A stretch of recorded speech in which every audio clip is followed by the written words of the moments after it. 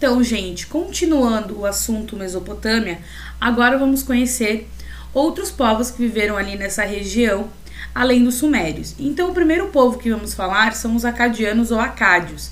Eles vão viver entre 2550 a.C. a 2000 anos, ou seja, uns 500 anos é eles que dominam a região. Então, aqui em vermelho, eu coloquei na região, assinalei aqui no mapa a região onde eles viviam, mas eles vão dominar grande parte aqui também de cidades sumérias, tá? Eles vão unificar, ou seja, deixar unida tudo dentro de um mesmo império, o Império Acádio, tá? Vai ser o primeiro império mesopotâmico. Isso vai fazer com que a gente tenha um poder central, uma única pessoa, tá? Que é o rei Sargão de Acade, comandando e mandando em todas as cidades ali. Então, todas as cidades devem coisas ao poder centralizado desse rei. Então, a família Acade vai se manter no poder por 140 anos, ou seja, o Sargão de Acade, dele falece o filho dele, o filho do filho, o filho do filho do filho e assim por diante. A gente também vai ter os acadianos utilizando coisas que já foram inventadas pelos sumérios, técnicas de irrigação, a escrita cuneiforme eles também utilizam. Então, tudo é bem adaptado também a uma mistura de costumes das duas regiões, dos dois povos que viviam ali. Então, a dinastia Acádia vai ser a primeira da história, que vai dominar diferentes povos. Só que vários conflitos que eles vão ter com outros povos que viviam na região vão fazer com que esse império se desfaça e vai chegar um outro povo a dominar toda essa região da Mesopotâmia. Esse povo são, então, os amoritas, que vão viver de 1950 a.C. a 1400, ou seja, uns 550 anos. Ele é um povo que veio da Arábia, então ele se deslocou e chegou a essa região aqui. Eles vão conseguir formar um império, que é o primeiro império babilônico, e esse império vai ser comandado, então, pelo Hammurabi por 40 anos. Aqui uma imagenzinha do Hammurabi. E o Hammurabi, então, vai participar ativamente da unificação desses territórios mesopotâmicos. Toda essa região, então, aqui, vai ser, então, dominada por esse império. E esse império, então, vai ser comandado pelo Hammurabi.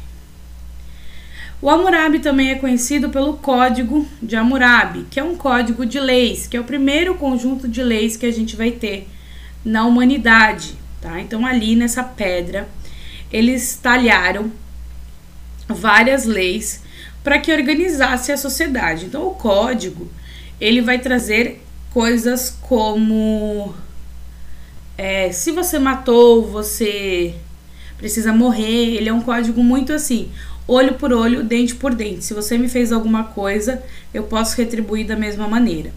O código, então, ele tem 282 leis. Então, ele foi talhado em pedra. Essa pedra tem 2,25 metros de altura por 1,50 de circunferência. E a base dela, que é essa parte aqui de baixo, ela tem 1,90, é bem grandona. Então, aqui eu trouxe alguns dos códigos, tá? Vocês podem ler, porque vai estar lá no PDF. Mas a ideia central do código era: se você me fez alguma coisa, eu posso cobrar da mesma maneira. Se você não pode devolver um dinheiro que você roubou, você, por exemplo, vai pagar com a sua vida, tá? Então, é muito ligado a isso o Código de Hammurabi. A gente vai ter também os assírios, que é um povo que vai viver, então, na região de Assur, aqui eu assinalei onde eles viviam. Eles viveram durante 1300 a.C. a 612, isso dá uns 700, quase 700 anos. Eles vão conquistar, então, a região que estava aqui mais abaixo do Império Babilônico, dos Amoritas. Como eles conquistam esse império que era muito forte? A partir de lutas e técnicas de guerra, porque os assírios vão ser conhecidos, então, porque eles vão ter um exército muito poderoso. Além disso, eles são conhecidos pela crueldade que eles têm contra os adversários. Então, eles não apenas derrotavam os adversários, eles matavam os adversários. Eles não poupavam mulheres, não poupavam crianças, idosos. Então, e não era só uma morte, era uma morte cruel. Então, eles vão ser conhecidos pelas crueldades, então, que eles praticavam. Esse império, então, consegue, né, se manter no poder por quase 700 anos, até que ele não, por brigas internas, enfraquecimento ali do poder, um outro povo vai surgir, que são os caldeus, e vão dominar toda a região da Mesopotâmia. Então os caldeus, eles saem daqui e dominam toda essa região aqui, tá? Então essa capital aqui era uma cidade assíria que passa a ser uma cidade dos caldeus. Os caldeus também podem ser conhecidos como novos babilônicos. Então eles formam um novo império babilônico. Vão ter como principal figura de liderança o rei Nabucodonosor. Tá? Os caldeus, então, ou novos babilônicos, vão viver mais ou menos 612 a.C. a 539. É um império curto, depois eles vão ser dominados por outros povos.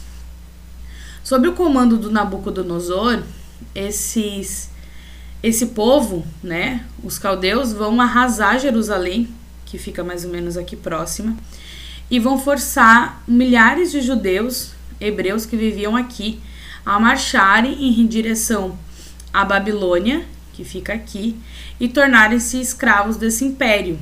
E isso dura mais ou menos uns 40 anos, essa escravidão.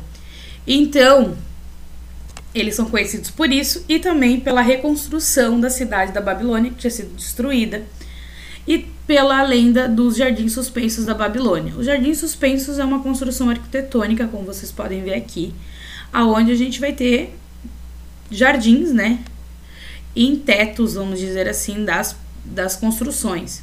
Por isso, Jardins Suspensos. Ele é considerado uma lenda, pois a gente não tem vestígios físicos desse jardim, mas a gente tem escritos. Então, muitas pessoas dizem que viram o jardim, como ele era, descreveram, mas não tem o vestígio físico. Então, dizem que esse jardim foi construído pelo rei Nabucodonosor em homenagem à sua esposa, tá? Então, existe a lenda dos Jardins Suspensos da Babilônia. Por causa de revoltas internas e enfraquecimento do império, o Império Caldeu vai durar pouco tempo e outros povos vão dominar essa região da Mesopotâmia, que a gente vai ver mais pra frente quem são esses povos.